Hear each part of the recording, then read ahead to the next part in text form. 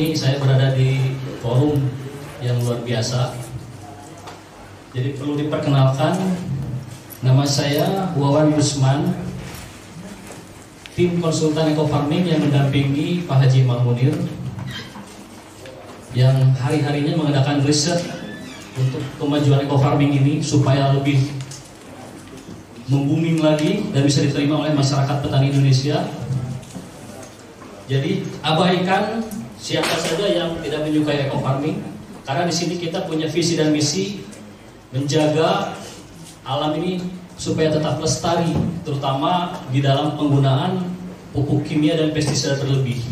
Alhamdulillah Eco Farming ini karya anak bangsa yang sedikit demi sedikit mulai beberapa kalangan mulai gerah, karena dengan percepatannya melalui mitra-mitra sinergi ini tetap terus untuk memprospek pada seluruh petani Indonesia. Boleh tepuk tangan. Sesi pertama ini kita bagi dua sesi. Yang pertama adalah kita bercerita dulu tentang sejarah revolusi hijau, karena bagaimanapun asal muasal kerusakan yang terjadi akibat dampak penggunaan pupuk kimia dan pestisida berlebih itu ternyata merusak seluruh tatanan yang Allah berikan untuk kehidupan manusia ini. Kemudian sesi kedua nanti kita akan adakan interaktif yang namanya produk Eco Farming, kronologis produk Eco Farming ini seperti apa, dan kita akan buka semua. Nah, revolusi hijau ini adalah sebuah gerakan pembangunan teknologi pertanian yang diprakarsai oleh Norman L. Borlaug. Beliau adalah tokoh yang mendapat Nobel Perdamaian Dunia tahun 1970 karena memang mencetuskan revolusi hijau ini. Yang tujuan utamanya adalah hasil produksi tanaman pangan dunia, terutama tanaman pokok berupa sereal ini, setelah Perang Dunia Pertama dan Kedua diadakan penelitian dan pengaplikasian revolusi hijau. Jadi tujuan utamanya adalah untuk meningkatkan produktivitas pangan dunia, karena sudah terjadi kelaparan setelah Perang Dunia Pertama dan Kedua. Nah, ini kita ceritakan apakah revolusi hijau yang digulirkan untuk ketersediaan pangan dunia dan termasuk di dalam negeri Indonesia ini ada dampak positif dan negatifnya? Jelas ada. Nah, inilah asal muasal kenapa Eco Farming ini dibuat. Yang pertama adalah dampak positif. Produksi padi dan gandum dunia meningkat, karena memang semua konsentrasi urusan makan ini dinomorsatukan. Kemudian di bangsa Indonesia, bagi bangsa Indonesia adalah yang tadinya pengimpor beras sekarang menjadi swasembada pada tahun 84 yang pertama dan yang terakhir, tidak ada lagi sampai sekarang. Nah, sekarang kenapa Vietnam tidak mengadakan ekspor ke Indonesia? Ada yang tahu? Kan tadinya Thailand untuk kemudian negara sendiri. Nah, sekarang Vietnam. Setelah terjadinya lockdown, Vietnam pun perlu. Nah, kita dari mana nih stok beras yang ada? Nah, inilah yang jadi dilema. Percis kemarin saya diundang ke Perum Pertani yang ada di Jakarta, presentasi seperti ini. Ketika kita mengarahkan pertanian yang ramah lingkungan, itu tokoh-tokoh di pertani itu mengakui berbagai dilema gitu. Di sisi lain penggunaan pupuk kimia berlebih itu akan berdampak kerusakan lingkungan dan residunya pun ke produk pertanian akan merusak degeneratif organ tubuh manusia. Jadi rusaknya organ itu perlahan-lahan akan rusak. Nah, akhirnya gimana? Akhirnya mereka dilema. Di sisi lain mereka ingin ikut memberdayakan Eco Farming ini untuk masyarakat, tapi di sisi lain stok ratusan ton di gudang itu banyak, harus dihabiskan. Nah, artinya kita di sini tetap bukan tidak boleh menggunakan pupuk kimia, tapi bagaimana caranya kita ini lebih bijaksana lagi menggunakannya. Seperti konsep awal revolusi hijau itu, awalnya itu tidak seperti kerusakan yang sekarang, tapi karena memang sampai sekarang tidak ada pejabat yang berwenang, kemudian aturannya bagaimana, akhirnya bebas. Terus kita juga sempat di sentra pabrika Indonesia di Kabupaten Bandung Barat, itu yang namanya hama pestisida, itu kalau sudah tidak mempan bikin racikan sendiri. Sampai-sampai ada keracunan akhirnya meninggal. Kan itu dilema sekali. Nah kemudian kembali lagi ke sini, dampak negatif yang paling utama dari revolusi hijau adalah penurunan produksi protein. Kenapa coba? Ada yang tahu? Kenapa produksi protein berupa hewani turun? Karena semuanya konsen di penyediaan karbohidrat. Nah jadi revolusi hijau gencar, semuanya makan, yaitu tadi gandum, kemudian sereal yang lain, jagung. Nah protein menurun. Kemudian penurunan keanekaragaman hayati. Kenapa keanekaragaman hayati ini menurun? Karena banyak yang mati. Kalau teori di agroekosistem ideal Pak Haji Imam Munir, yang namanya mikroorganisme itu kunci pertama, betul nggak? Untuk menyuburkan lahan. Karena dapurnya tanaman itu adanya di tanah. Nah ini dengan adanya revolusi hijau, karena penggunaan pupuk kimia berlebih, akhirnya keanekaragaman hayati itu mati semua. Nah kemudian penggunaan pupuk terus-menerus itu menyebabkan ketergantungan tanaman pada pupuk. Saya pastikan dalam suatu kawasan lahan pertanian, kalau kita menggunakan pupuk kimia, katakanlah urea, SP36, KCL, dosisnya katakanlah total semua pupuk tunggal ini 5 kintal. Sampai kapanpun itu tidak akan ada kenaikan, bahkan tidak akan lebih dari 6 ton. Saya pastikan saja. Meskipun kita tambah lagi jadi 1 ton, tetap tidak akan ada kenaikan. Makanya sekarang mengarah lagi, semua aktivis pertanian ini mengarah lagi ke pertanian organik. Karena satu-satunya yang bisa menghidupkan lahan itu bukan pupuk kimia, tapi kandungan bahan organik berupa pupuk kandang. Jadi kalau ada yang menyampaikan bahwa eco farming ini satu tub setara dengan 1 ton pupuk kandang, itu salah. Formulator tidak pernah menyampaikan itu. Tim penyuluh konsultan tidak pernah menyampaikan itu. Nah akhirnya jadi bumerang sendiri. Ngapain pakai pupuk kandang? Nah akhirnya pupuk kandang tidak pakai, kemudian pupuk kimia juga tidak mau karena memang ingin organik. Sampai kapanpun itu tidak akan pertumbuhannya dengan maksimal. Nanti kita akan bedah di knowledge eco farming. Selanjutnya, nah ini dampak kerusakan yang ditimbulkan dari revolusi hijau. Memang pernah mengantarkan Indonesia menuju swasembada beras pada tahun 84 pertama dan terakhir. Namun berakibat kerusakan. Yang paling fatal adalah berbagai organisme penyubur tanah itu musnah. Jadi tidak ada lagi yang namanya cacing di sawah. Jadi pada tahun 70-an, ini cerita orang tua kita yang petani dulu, ketika ada bantuan yang disebut pupuk kimia, itu mereka semua menolak. Karena selama ini sudah nyaman dengan penggunaan pupuk kandang. Nah makanya nanti dari mana pupuk kandang ini? Nah nanti kita ceritakan bagaimana konsep pertanian terpadu ini harus ada. Terus bagaimana sumber pendapatannya dengan konsep pertanian terpadu? Karena memang saya lulusan dari pertanian terpadu. Jadi kalau perlu diceritakan, ada nggak sarjana pertanian terpadu? Nggak ada. Nah itu saya doang ya. Alhamdulillah yang sampai sekarang konsisten. Inilah dampak. Jadi kalau bercerita tentang siapa sih yang diuntungkan revolusi hijau ini? Pertama, para kapitalis, produsen. Ini. Saya tobatnya di mazhab kimia itu baru tahun kemana setelah kenal eco farming. Ternyata dampaknya luar biasa. Nanam cabai, kalau cengek katakanlah bahasa Sunda, itu supaya tidak lepas itu harus pakai itu.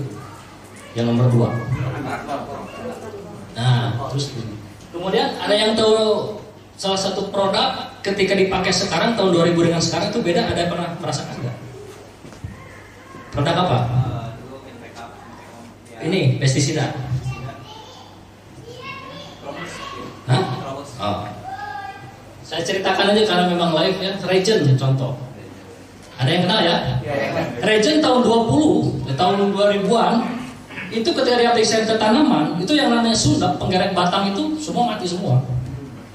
Dosis 2%, 2 mili per 1 liter per 1000 mili. Nah, tapi dampaknya sekarang beli Regen itu nggak ngaruh. Kenapa? Karena tadi muncul strain baru hama yang lebih resisten. Jadi saya sampaikan di sini, penggunaan pestisida berlebih, pupuk kimia itu bukan untuk memperbaiki atau meningkatkan hasil. Nah, disinilah eco farming ini menjadi salah satu solusi. Kita tidak pernah menyalahkan harus tidak menggunakan pupuk kimia. Makanya di situ kan ada di brosur cukup 25% saja dari biasanya. Artinya apa? Tetap kita ingin menekan bisa 100% tanpa pupuk kimia, tapi syaratnya nanti ada. Pupuk kandang harus masuk full. Nah, nanti diceritakan. Nah, ini matinya organisme penyubur tanah ini karena aktivitas ini. Coba lihat saja. Selanjutnya. Nah, ini. Produk pertanian ini mengandung residu kimia yang berbahaya. Menyebabkan penyakit degeneratif organ tubuh manusia. Degeneratif itu adalah penurunan fungsi organ. Ada yang tahu di sini kenapa orang diabetes tidak boleh banyak makan beras? Ada yang tahu? Pasti ngarahnya ke sana karena beras itu mengandung gula dan itu tidak boleh banyak. Kenapa dulu diabetes nggak ada makan beras? Sekarang ada. Nah, perlu saya sampaikan dampak dari nitrogen sintetis dari urea itu masuk ke dalam bulir padi. Kemudian bulir padi itu kita makan, itu yang pertama merasakan dampak degeneratif itu adalah organ pankreas, lambung. Di tengah-tengah lambung itu ada pankreas, kelenjar yang menghasilkan insulin untuk merubah glukosa menjadi glukagon atau ATP, adenosin trifosfat itu menjadi energi. Nah, ketika kelenjar pankreas ini tidak berfungsi, akhirnya gula itu numpuk. Makanan-makanan yang mengandung gula itu numpuk. Nah, salah satunya juga perusak organ itu adalah pemanis buatan, hati-hati. Beberapa, ya alhamdulillah saya mungkin diamankan oleh Allah untuk bantu nolong orang juga untuk pengobatan di luar jalur medis, tapi keilmuannya sama juga. Nah, ternyata pemanis buatan aspartam dan lain-lain itu merusak yang namanya organ pankreas. Nah, ini kemudian tadi yang disebut gula, urea, nitrogen sintetis yang kontak dengan pankreas, itulah yang menyebabkan rusaknya organ pankreas. Nah, maka kenapa kata dokter pasien diabetes itu tidak boleh banyak makan beras? Ternyata bukan itu, ini yang jadi masalah.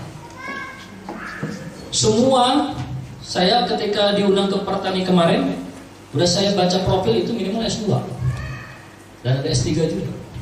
Tapi ketika berhadapan dengan ini, katakanlah saya anak SMA lah, semua mengakui karena yang dijual itu pestisida.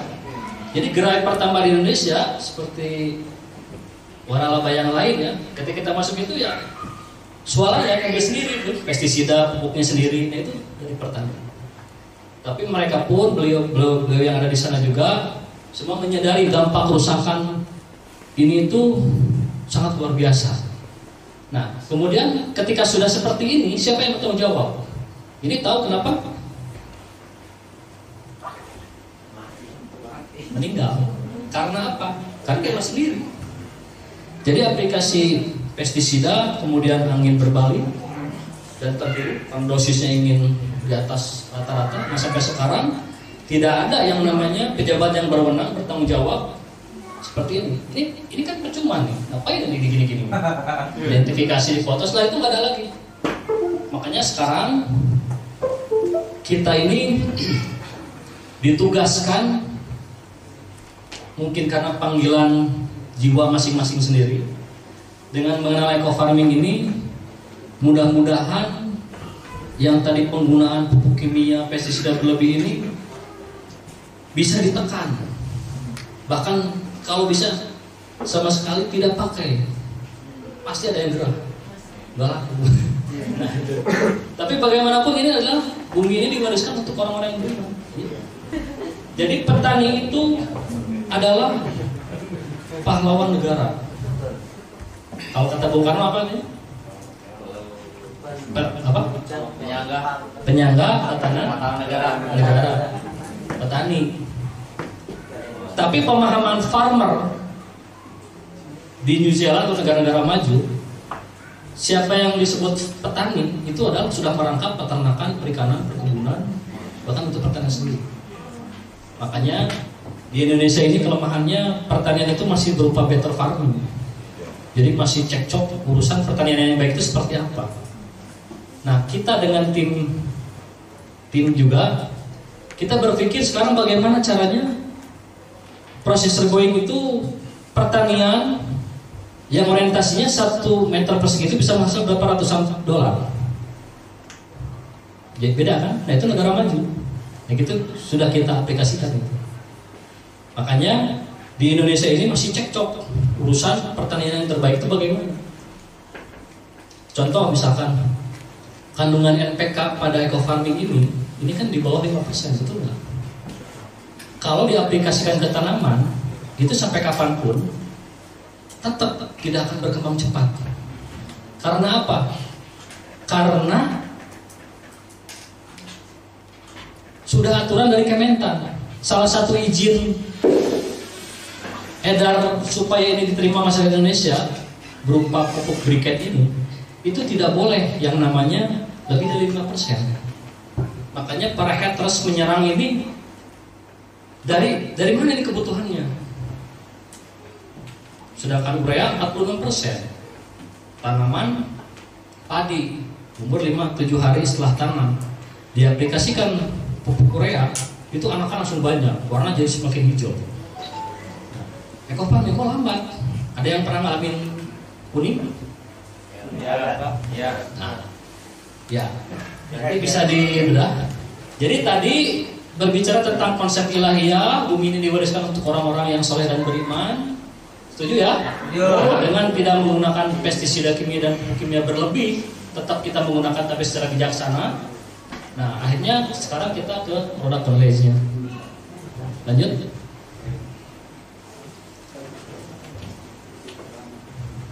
Nah, ini legalitas eco farming. Jadi pada tanggal 20 Januari 2020 perizinan SK Kementan ini sudah keluar. Nah, kemudian SK Kementan ini adalah salah satu syarat untuk kita mempromosikan produk eco farming ini di atas legalitas yang sah secara hukum. Nah, kemudian nama perusahaannya PT Bandung Inovasi Organik, kemudian nomor pendaftarannya, jenis pupuknya adalah organic briquette. Kemudian satu-satunya distributor tunggal untuk eco farming ini New Formula adalah PT Bandung Eco Synergy Teknologi. Jadi tidak ada lagi yang. Nah, kemudian nanti kita ceritakan nih ada produk abal-abal yang itu bisa diceritakan nanti semua di situ. Nah, kemudian kebutuhan shea organiknya tinggi 51,06% karbon organiknya. Dalam 30 gram tub itu 51,06% karbon organiknya. Per N rasionya itu 15,24. N totalnya 3,35. Itu hampir setara dengan urin kelinci. Kecil ya? Kecil nggak? Kecil kalau dibandingkan urea. Tapi ternyata hitung-hitungan di alam itu tidak seperti itu. Makanya banyak pertanyaan, ini dari mana nih kebutuhannya? Karena patokannya urea. Dulu saja petani orang tua kita tidak ada persentase nitrogen harus sekian, kan ureanya belum ada. Nah, disinilah faktor alam bekerja. Sumber dari bakteri penambat nitrogen di udara itu namanya Nitrobacter species. Itu bisa ngambil nitrogen di udara berupa unsur, bisa dijadikan senyawa. Itu luar biasa kinerjanya, tidak kelihatan. Tapi syaratnya apa? Tadi ada kotoran ternak. Nah, kemudian P2O5-nya berupa fosfornya itu 4,84%. Apa bedanya dengan kotoran cacing? Sama. Cuma di sini sudah siap aplikasi. Kemudian K2O-nya, KCl-nya itu 1,47%. Nah, kemudian di sini ada lagi pH-nya, pH netral 7,05%. Jadi perlu diketahui pH itu adalah derajat keasaman atau disebut potensial hidrogen. Itu nilainya 0 sampai 14. Nah, tanaman yang dibudidayakan oleh manusia itu komunitas pertanian itu di pH netral 6,7 sampai 7. Makanya nanti banyak pertanyaan bagaimana kalau lahan gambut yang bersifat asam, fungsi eco farming seperti apa, nanti bisa diceritakan. Nah, Bercerita tentang agroekosistem ideal, tanah dan lahan memiliki sifat fisik, struktur, dan tekstur. Sifat kimia, kapasitas tukar kation, kemudian sifat biologi, yaitu tadi mengandung agen hayati apa, bakteri positif apa, kemudian sifat fisiknya itu berupa tekstur. Jadi tanah itu dilihat. Jadi kita jangan spekulasi nih, karena kita terlalu semangat tanpa dasar ilmu pertanian, akhirnya main hantam saja. Ada petani bertanya, ini eco farming bisa mengatasi itu? Oh bisa Pak, karena urusan bisnis. Itu salah, jangan dilanjutkan. Karena saya uji pun, karena memang bukan pestisida, nggak bakal mati. Tapi prosesnya yang tadi, ketika bahan organik berupa pupuk kandang ini masuk ke dalam tanah dengan teknologi microbial eco farming kita aplikasikan di kotoran ternak di tanah tadi, kemudian tanah akan memberikan nutrisi yang terbaik untuk tanaman. Disitulah tanaman ideal tumbuh yang tidak disukai oleh hama dan penyakit tanaman. Jadi ada alurnya. Kok saya nyemprot tetap aja pakai kena ulat. Makanya kita punya tim riset di Solo. Teman kita juga sama praktisi pertanian terpadu. Jadi ngurus ternak sapi itu yang dicari bukan daging, itu bonus nomor berapa, tapi kotoran ternaknya. Kotoran ternak kita tampung, kita mekanisasi. Bagaimana caranya lahan padat dengan cair itu dipisahkan, masuk ke dalam hamparan sawah 1 hektar. Itu murni 100% tanpa pupuk kimia dan aplikasi untuk anti tikusnya pakai biourin. Itu luar biasa, tidak disukai hama, tidak ada yang namanya kepik-kepik itu. Jadi ada mekanismenya supaya tanaman ini tidak disukai oleh hama dan penyakit tanaman. Nah makanya kembali lagi ke sini, jika agroekosistem ideal berupa tanah atau lahan, ada sifat fisiknya, sifat biologinya, sifat kimianya, kapasitas tukar kation. Nah kemudian disebutlah nanti ada restorasi kesuburan tanah. Jadi tanah ini akan kembali subur. Nah kemudian tanaman membutuhkan nutrisi lengkap berupa 13 unsur hara terdiri dari hara makro. Ini harus dihafal ini. Hara makro itu adalah hara yang dibutuhkan tanaman dalam jumlah besar.